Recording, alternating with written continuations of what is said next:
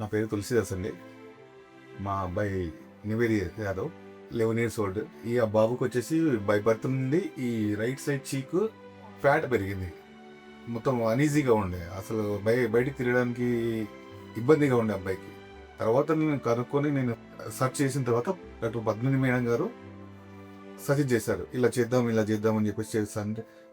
రీసెంట్గా స్టార్ హాస్పిటల్లో నేను జాయిన్ అవ్వడం జరిగింది పద్మిని మేడం త్రూలో. అబ్బాయికి June 9th సర్జరీ అయిందండి. ఇప్పటివరకు బెటర్గా. అంతకుముందు ఏంటంటే అసలు బయటికి వెళ్ళేవాడు కాదు, స్కూల్లో అనీజీగా ఉండేవాడు, స్కూల్కి వెళ్ళడానికి భయపడేవాడు, బయట తిరగడానికి కూడా భయపడేవాడు. ఆ పిల్లలంతా షేమ్గా ఫీల్ అయ్యేవాడు. అయితే ఇప్పుడు బెటర్గా, ఇప్పుడు రీసెంట్గా ఇది ఇంకా స్వెల్లింగ్ ఉన్నా కానీ అబ్బాయి బెటర్గా ఫీల్ అవుతా ఉన్నాడు.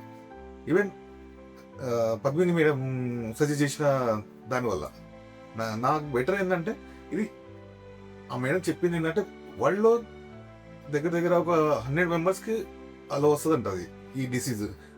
దీనికి కూడా మనకు ట్రీట్మెంట్ ఉందని ఒక హోప్ ఇచ్చింది పద్మిని మేడం. ఈ అబ్బాయికి ఏదైతే వచ్చిందో ఇలాంటి వాళ్ళు చాలా మంది ఉంటారు, వాళ్ళకు ఒక రెఫర్ చేస్తున్నాను, దానికి కూడా ట్రీట్మెంట్ ఉంది, చేయించండి. మా అబ్బాయికి నేను చేయించాను, నేను ముందు చేయించుకున్నాను, మంచి బెటర్గా.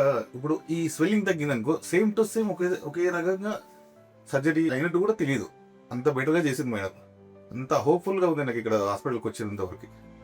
చాలా బెటర్గా ఉంది. చూడండి, సజెస్ట్ చేయండి. నేను కూడా ఒకసారి కన్సల్ట్ కండి. నేను నా పర్సనల్ ఫీలింగ్ ఏంటంటే పిల్లలు బాధపడకూడదు, ఇక్కడ బయట వెళ్ళి ఫీల్ కాకూడదు.